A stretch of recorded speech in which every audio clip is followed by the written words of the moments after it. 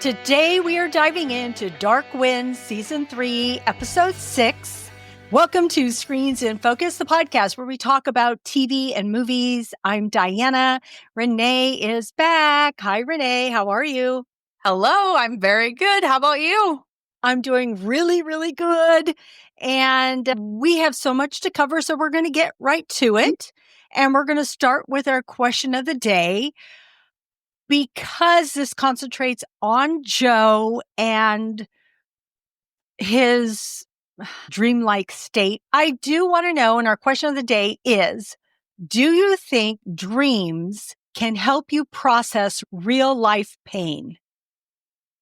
Okay, so Renee, you think about that, and we may get closer to our answer as we go through this. But friends out there, think about that. We're going to answer this later on in the episode. But right now, we're going to get straight to episode 6 because this really does transport Joe back in time. And it covers 3 narratives, 3 different threads that we see here. One is the traditional Navajo story of Yeitsu. And then the second one is Joe dealing with this monster. And then the third one is his childhood and what that entailed. So, Renee, what did you think of this episode overall? I thought it was a fantastic, emotional episode. I thought I was such a creative way to kind of focus on the traumatic events that he had experienced, but also exploring what he's currently in the present, everything that he's experiencing in the present. And so I just thought it was so creative how they did it. And it just opened up a whole new chapter to Joe. I thought that was just, he's so multi-layered already. And then we add this onto it. And so I really, really enjoyed this episode, like more so than the rest, I think. Yeah. And with this focus on Joe and everything we learned. And so I thought it was fantastic. I didn't know what to expect going into this. And it just started and you were just in it. And I thought it was haunting and it was surreal and it was painful and emotional. And you're right, so revealing. And I feel like this is the path. This is where we're going to see some resolution, hopefully, for Joe and all of this. So, but you're right. It was very, very creative. And I watched it twice. And the second time I watched it, I liked it better than the first. And I thought the first time was great too. But then I started reading more about it also. And now while reading certain things, I got really emotional, realizing everything that the character Joe Leaphorn was going through, but also the actor, which we'll get into as we go through this. So what were some of the key points that you saw in this episode? So my biggest thing was the fact that we finally find out that the monster is a human, because Joe and all the viewers, we've all been struggling with this the whole time, like, okay, wait a minute, maybe it is a supernatural being. Oh, wait, no, wait, it touched it. Oh, it did and it was just so, it was great how they did it because it kept us guessing the whole time. And so now I feel like that's really going to impact the remainder of the season because I think it's kind of eye-opening for Joe to finally realize, okay, this is a human being. I can deal with that. It's a little still difficult because he's trying to kill you and everything else. But at the same time, okay, this is a human being. I can handle and I can deal with that. And of course, then that brings up the question, is this who killed Ernesto? Because we still don't know that. So I just thought that was really interesting to finally pinpoint that. I thought that was one big highlight. Yeah. And also that we saw what happened in the first episode. We had been waiting to see when that flash forward was going to happen. Yeah. So we're caught up to that now. Yes. But it's interesting because it still slashes him. I'm still calling it an it because I still think there's just that little bit. That little bit of monster in this man, how he's slashing him and why he looks the way his face does. I still think it looks like the body of a man dressed up. I want to know who it is, but we'll speculate on that in a little while. But what else did you see? So the whole ketamine dream that Joe goes through, again, that creativity. And we see focus on Emma and everything going there. And I love that part. It was short, but it was very impactful, I thought, because she wasn't featured very long, but, she just calls him out and says, you are putting your job and everything else ahead of me. Yeah. And in a marriage that you can't do that, I mean, there are seasons of things like that, but like it can't be continuous because then it does affect the relationship. So I thought that was really impactful. And I thought it was, fascinating to learn about Joe's dad, all Joe's trauma, but he has been carrying this guilt that he thought he killed that priest. Joe thought he did. And then the state that he finds himself in reveals that to him that, that wasn't the case. And so, a lot of these memories he had suppressed and things, and they all came forward. And so that was just really interesting to see that his dad, he did that in the name of Navajo justice, just like, the same is parallel to what Joe's experiencing with Vines. So I thought that was really interesting. That whole childhood trauma was just, again, like I said, were just these layers to Joe, and watching him relive all those memories and things. That was very emotional. It was very emotional. As you're saying it, all these thoughts are going through my head because it's a lot to bear as a child going through this, as a young person, and just suppressing all that trauma. No wonder Joe is going through all of this as an adult.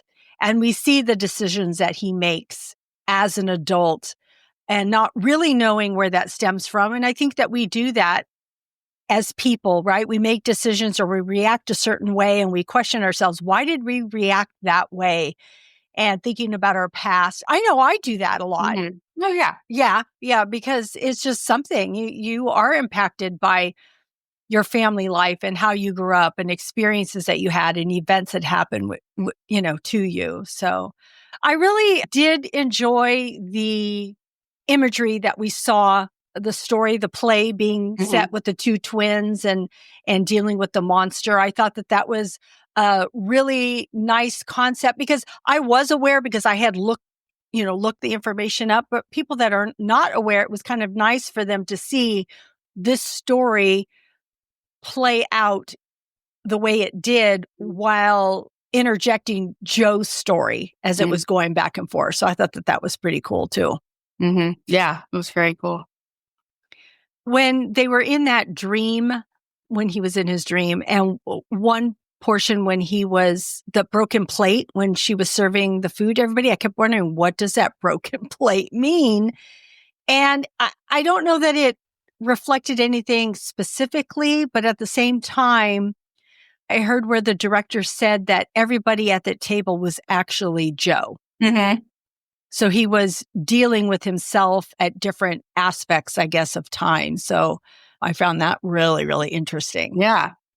And so you had talked about Henry, Joe's father, and just that silence that he had. And, it's funny because even as a parent, he probably doesn't realize that Joe doesn't recall things that happen. Right? Because, I mean, he doesn't, if they don't talk about it, how does he know what Joe is feeling and experiencing? And just like Joe doesn't bring it up either. And so he just suppresses all of that. All right. So what themes did you see play out in this episode?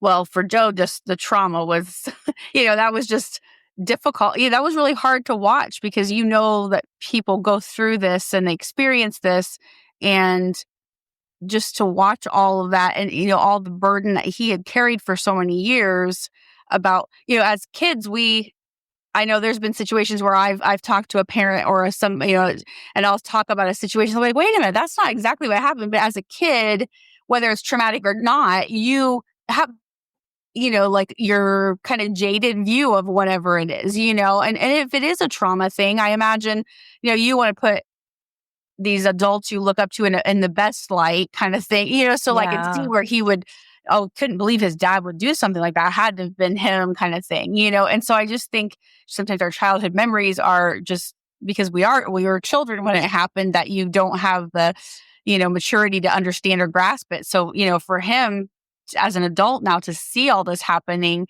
it's got to be this, relief to him to realize that burden is, he's got other things going on, but that one isn't on him. He was not in the wrong in any of this. This was a situation he was placed in by an adult he trusts, and I know, it was his cousin that, was abused and things, but he was there and he, thought that he killed that priest. And so I just, to see him on top of everything else, he's, trying to murder investigation, his wife is, just all these things that he is, he's being investigated by the FBI. He's just got so much. And then, to relive all this, I think a relief on one hand, but then also, he's still realizing that journey, his journey is parallel to what his dad, what he is going through with Vines right now. Again, packed with so much in what you just said. So, okay, the first thing is the themes that I saw was trauma and memory suppression. Of course, we've already touched upon it, but so he's holding all this in, not really thinking about it or bringing it up in his life. So you feel like he thought he had actually killed the priest? Because I was thinking that in the dream, he thinks he killed the priest. I don't know if he really thought he killed the priest in real life, but I guess maybe he could have. I mean, how do we know? Because we're not in Joe's mind, right? But I was thinking it as far as he was thinking he killed the priest because he actually killed BJ Vine. So he was sort of taking that, how when you have a dream, you kind of change who it is. Yeah. So I was kind of feeling as if he killed BJ Vines, and then he's like, oh, so I killed the priest in this dream that I'm having. But then as things intermingle with real life, he's thinking, oh, this happened to my cousin. And then he's remembering what happened to his cousin, because that's the part where I think he just like, I can't, my young brain can't take this, what happened to my cousin, because I saw what that priest did, and that is so wrong. I do want to bring this up because I was so impacted by reading this. I guess this was a closed set during this filming when they filmed the part with his cousin Will and the priest. It was a closed set because I knew it was a hard scene to portray on camera. And so they had intimacy coordinators come with the young actor and the priest so that, he could understand what was happening. I don't know the particulars. I know that they just took care in that. But also when when Zahn was portraying this, he was, I guess, conveying a lot of anger in his portrayal. And the director came to him, I think her name is Erica. When she came to him, Erica Tremblay, she got close to him because he said, I can't do this without you. And so he held her arm through the cell, and he did his part. Oh my gosh, to hear that Zahn was feeling these emotions and that she was responding to that and taking care of him on set as they went through this was just unbelievable. Putting yourself in such a vulnerable state to portray this, because I think with Zahn, whatever his experience may be, he is a Native person, and there are a lot of experiences that you have that you're bringing to this episode that are just deep within you. And so it was just very moving for me when I read that, and I read that scene, because when I saw it on screen, I was like gripped. I thought, oh my gosh, he can't reach his cousin. He can't help his cousin because he's a little kid. And how do you do that? And then later on, when he talks to his father in the dream, it kind of exposes that whole generational trauma, because his dad is basically, okay, this is what I've done, and I don't want you to do this. I don't want you to be a cop. I want you to leave this place. But But Joe doesn't leave the place. He becomes a cop. And now we understand where he is coming from in this role that he is doing and how that plays a part in his life. And so, wow, there's just so many themes, so many parts in play here. So I just thought that was, it's so good. It's so good. I'll let you talk now. I talked a lot, Renee. Zahn actually had some type of experience with his cousin in real life. He didn't say that it was the same kind of thing, but something like he really experienced with a cousin was this like really touched a nerve with those things. And so that was one of the other reasons it was so emotional for him. Yeah. So he didn't go into specifics in the interview I read, but there was something that kind of triggered some memories and things for him in real life. So it definitely compounded all the emotion that he was feeling. Exactly. So, yeah, that's tough. That's so tough. Oh, goodness.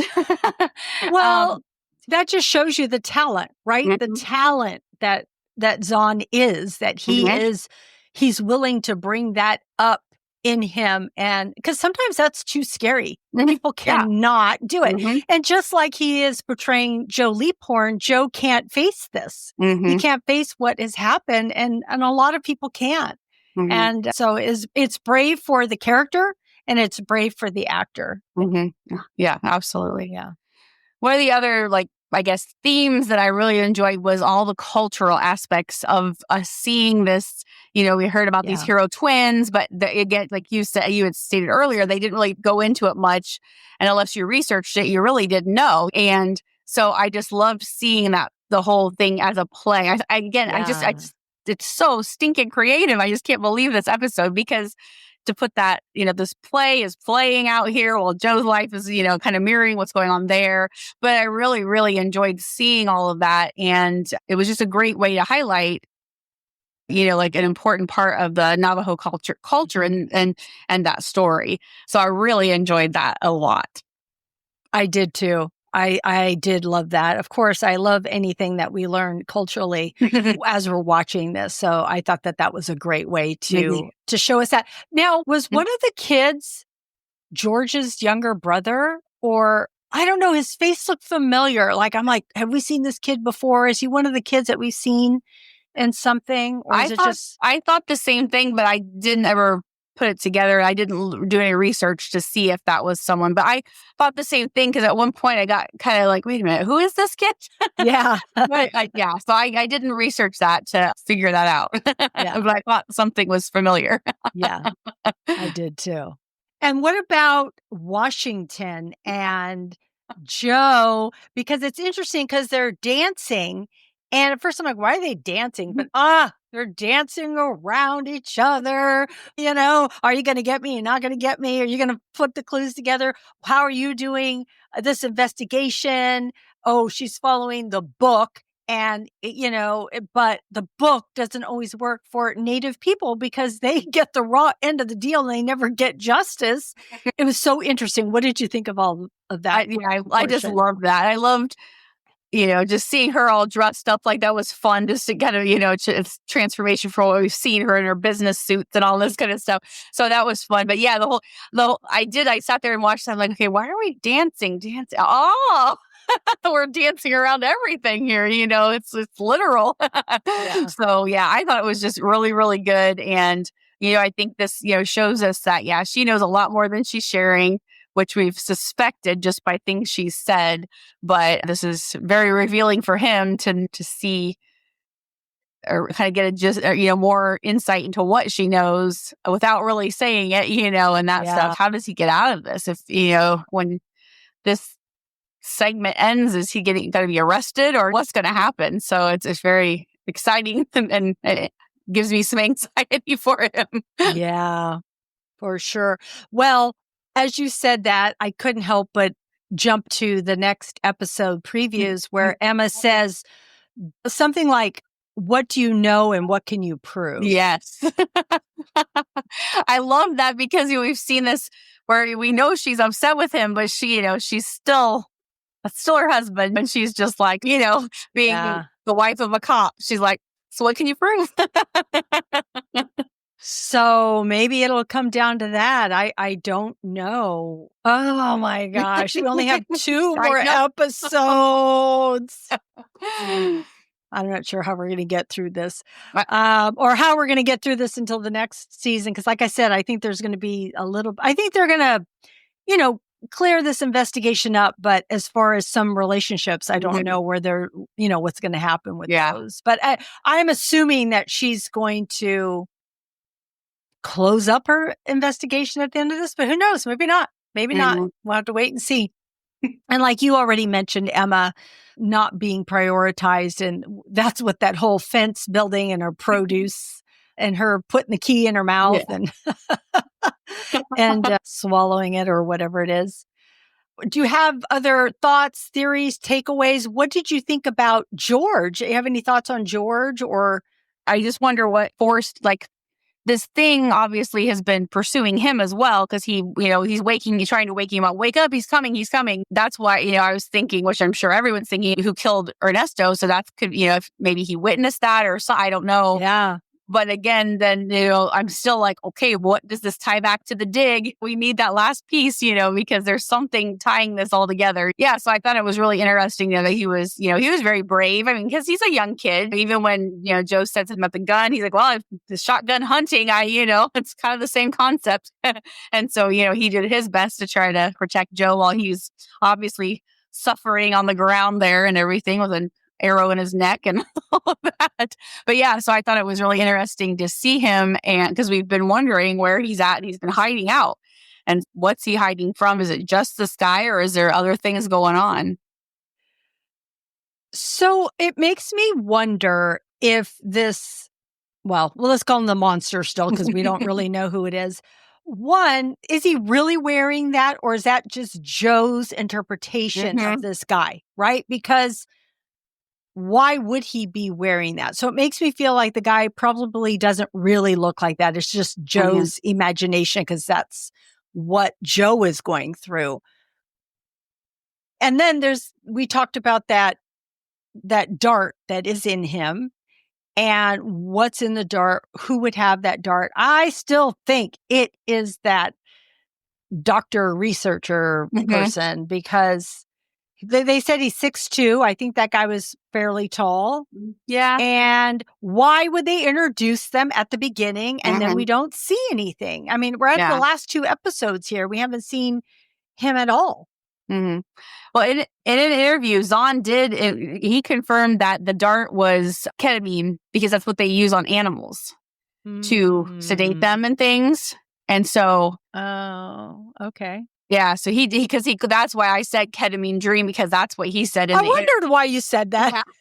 I meant to explain that. Hopefully, you're still listening.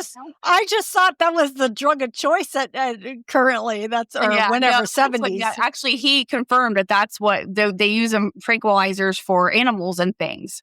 So that was what was on. Yeah, because that's what he called it, was his ketamine dream, and then he went on to explain that that's what they use. But I guess they use ketamine for a lot of. I think for people with anxiety and depression too, they can use ketamine for that also. But he actually said it was a animal tranquilizer on the dart or something like that. So who would have access to that? That's why that's what I was thinking. I'm like, we haven't met any veterinarians, or we haven't met, so I don't, again, I still go back, the dig and that guy, because we, like you said, we've got no clues as to anything with them, but what would they need that kind of stuff for in a dig, I know I'm racking my brain trying to remember, think of anybody that is in this that would have that information. The only other people that we have seen is Shorty. But why would Shorty be chasing his kid? I mean, that just doesn't seem right to me.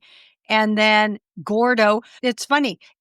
For a second, I thought Gordo was the dad. Like when he saw him covering the grave and you could see someone in a uniform, I thought, oh my gosh, I said Gordo. And I said, that's why Gordo is protective in a way of Joe. At least that's the way I felt, right? He's protective of Joe because he did the same thing. And then I'm like, no, it's Henry. It's his dad, which just made much more sense after I saw that. But I'm trying to think of other people and characters Mhm. that we've seen. And the only reason I bring up that researcher doctor is because we don't really know him and he's new. And that would just make sense. And they're digging and they probably found something or whatever it might be. So I don't know. We're closing in though. We're closing in. Did you have any other thoughts or? No, just that, overall, I just thought that this episode just really gets into Joe's mind.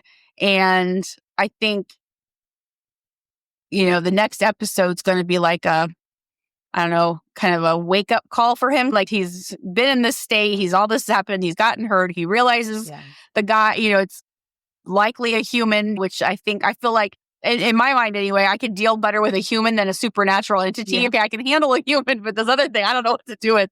So, maybe he'll get like I don't know, just kind of some clarity to all this and be able to kind of focus on what he needs to get to the bottom of the, who murdered Ernesto and who this person thing is, So I think it was just opening, like you said, kind of opening up to, the end here to figure some things out.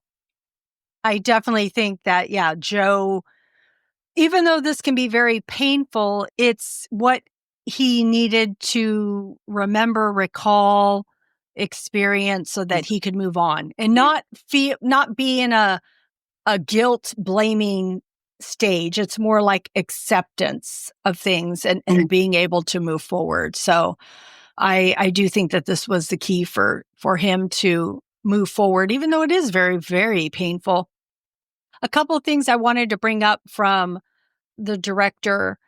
She had said about this episode, because we both found it so creative and such a great way to tell the story. And they did give a lot of care to this because it did deal with a lot of what a native's experience in what their experience has been. Anyway, she said, I watched a lot of anime such as Perfect Blue.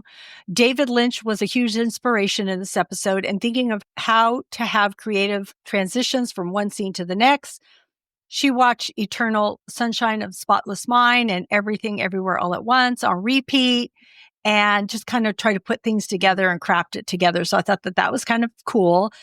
She also said that to me is the lesson of the episode is that the things that have happened to Native Americans and historically, the things that we've dealt with, the monsters were genocide. The monsters are lack of justice. The monsters are individuals, human beings who are exacting this thing upon other human beings. Mm-hmm. I think that hopefully a lesson that non-Native folks can take away from this episode.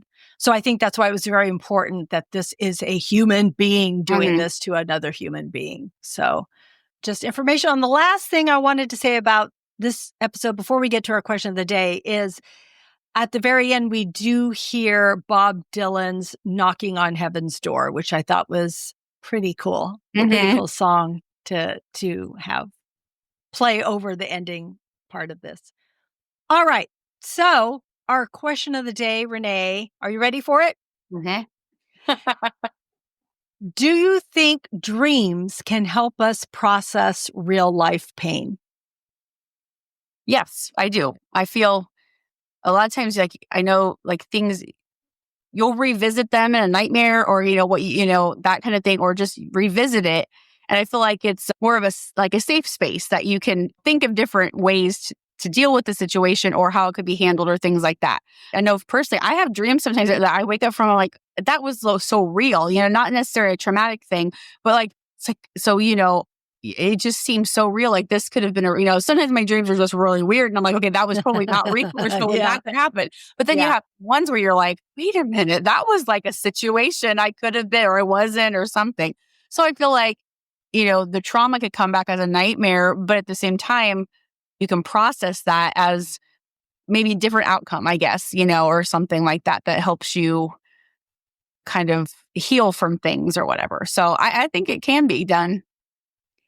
I agree with what you just said because I think dreams help us in a way. If there is something bothering us or whatever it might be, the dreams are weird and bizarre, but at the same time, you take a piece of what is in that dream and you start to try and analyze it. And analyzing this little piece it makes sense to you. You understand like, oh, this is really bothering me.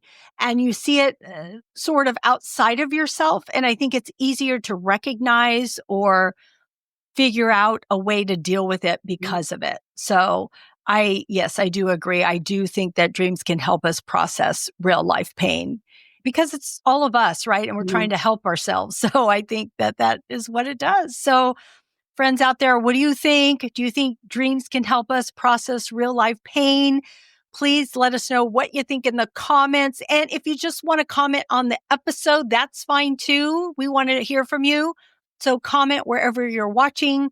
You can also get to all of our social media at screensinfocus.com, which is in the show notes. And let us know what you think because we want to know. All right. So we are going to be back for episode 7. I can't believe we have 2 more, but make sure you tune in because they're going to be exciting, I know.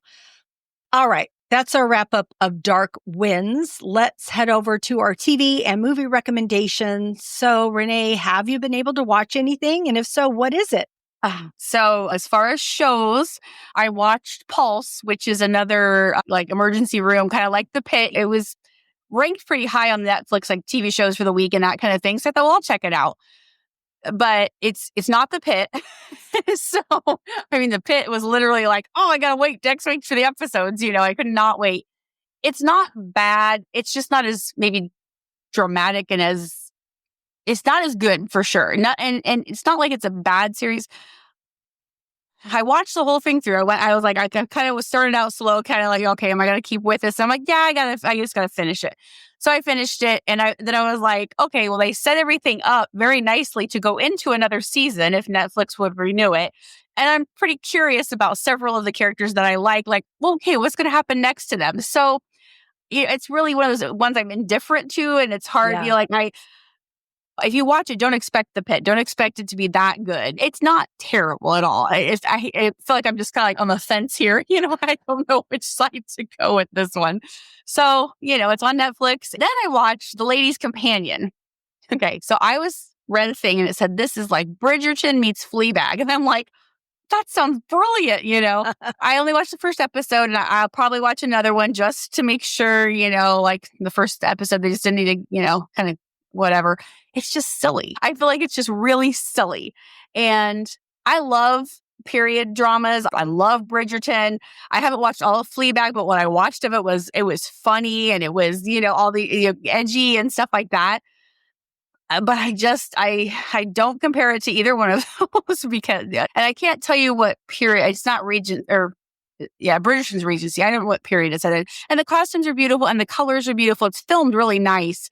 But like I said, it just seems silly to me. So I'll watch the next episode and then I'll report back. Okay. And then we watched a movie. I think it's like a couple years old, but it's called Please Don't Destroy the Treasure of Foggy Mountain. And I don't even know why this was in our queue. My husband found it or whatever. And so the only person I knew in it was Conan O'Brien. And we watched it. So he plays like this dad who owns kind of like a Bass Pro Shop kind of thing. And I can't remember what it's called, Trout something. But it is goofy and it's zany and it's funny. And it's like this coming of age story of these kids. And it's just all over the place, but it was funny. I liked it. It was just one of those like relaxing and just enjoy a goofy movie kind of thing, And then I found out that some of the people who star in it are from the comedy troupe called Please Don't Destroy. So that's where it's like, please don't destroy. And then it's the Treasure of Foggy Mountain. So I forget if it's New York or wherever, but it's this comedy troupe, which I had never heard of, but that's who some of the actors are. So if you're familiar with that, then, you would probably like this. But anyway, yeah. So it was just a fun, goofy movie. And I enjoyed it. It wasn't like rolling the floor laughing, but I was laughing, Yeah. It's always good to watch a movie that is just, I don't know, it's just entertaining for the moment or whatever it is. So not too serious, didn't take it so seriously. There's just all kinds of stuff going on. And so I enjoyed it.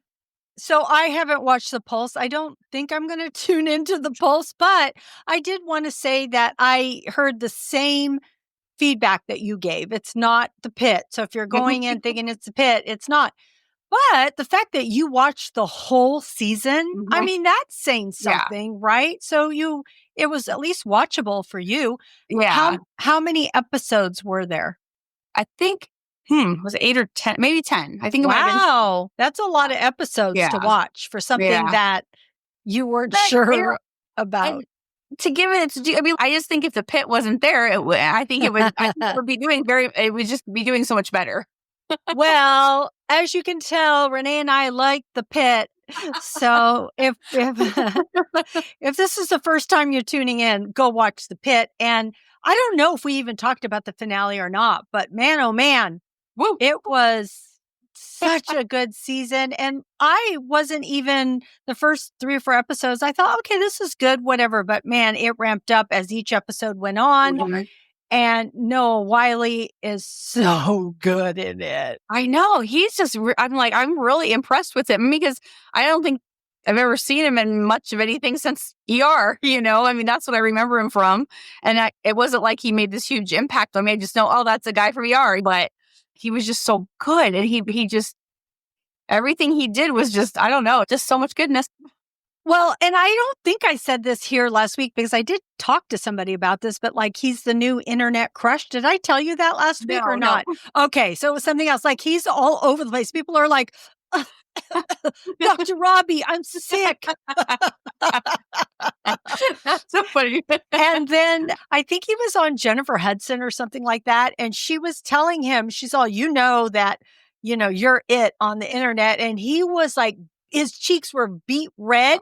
He was so embarrassed, like so embarrassed. And she's all, you're blushing. And he's all, I can't. And then she's all, what do your kids think? Do they think you're cool? He's all, no, they're my kids. They don't think I'm cool at all. So it was, which made him all the more endearing, right? Yeah. Actually, he's been on a couple of things. He was on I can't think of the show right now. It was like one of those science fiction-y shows that my husband watches. He likes them a lot in that. And he was in it for quite a few seasons. And then wasn't he like in The Librarian or something like that? Some other show called The Librarian. So he's done quite a few series. It's just, yeah. But he does really great work. And the reason I'm bringing him up is because people are saying, oh, are you going to be nominated for an Emmy? Because Emmys are coming up. And of course, we want Zahn to be on that Emmy list. And, Adam Scott and Severance, and then Pedro Pascal, because I'm going to tell you, I watched The Last of Us, which is out on Max. It's the first episode of season 2. Just all these actors. Mm-hmm. It's just incredible. So that was the only reason I was bringing up the Pit and both of us really enjoying that. Mm-hmm. I did want to also say that I watched the first episode of Black Mirror, season 7, episode 1. It's called Common People, and it's with Rashida Jones and Chris O'Dowd. And it starts off really as a really good, I'm sure, start to the season. They're a couple, and she has brain cancer. Something happens with her brain, and they have to do some experimental thing for her, but that comes with how do you want to say it? Like a subscription to keeping your brain on a subscription, depending on what tier you're going to pay. Can you imagine? I'm not going to give anything else away, but I felt like it was a Verizon commercial, right? It's like they bring it out. They're like, look, you're connected in all of these states, but if you want more connection, pay more money. It's that type of thing. It's crazy. Oh my God. Really good first episode to the season. For movies, I saw G20, which is on Prime. This is with Viola Davis. She's so cool. And she kicks ass in this movie. She is the president, and she has to protect her husband and her 2 kids. And all of them are smart in their own right. All, the daughter and everybody, but it's a pretty good movie. I enjoyed it. It's on Prime. And then I went to the theaters and I went and saw Warfare. This is written and produced by Ray Mendoza and Alex Garfield. And Alex Garfield, you may know, he did Civil War and other movies, but Ray it's actually based on his experiences as a Navy SEAL in Iraq. And it is incredible film. I always say I don't like war films. I don't want to watch war films, but I always watch war films because I think it's important, so important to see what people, these soldiers, families, and everybody involved with war go through. It really is really important. It's phenomenal. It has Will Poulter, Joseph Quinn, just so many. I can't even list them all. There's a bunch of actors. So good. But the one that I was really impressed with is Ábidoo'niidę. He's in Reservation Dogs. And he plays Mendoza. They're all good. They're all good. But for some reason, I'm like, who is this young actor? He's really good. It's so good. It's a really good war film, and everyone should tune in. I highly recommend it. All right, Renee, thank you for your recommendations. And thank you for your insights, as always, in Dark Winds. Of course. It's my pleasure. I love it. I love it too. And I love having you here. So thank you so much. Yeah, thank you. All right, friends out there, thank you for tuning in. We are so happy that you joined us. We hope that we said something today that provided some insight, that resonated with you, that gave you a chuckle. Please subscribe to Screens in Focus at screensinfocus.com. And remember to keep watching, keep exploring, and keep those screens in focus. And we will see you next time. Bye. Bye.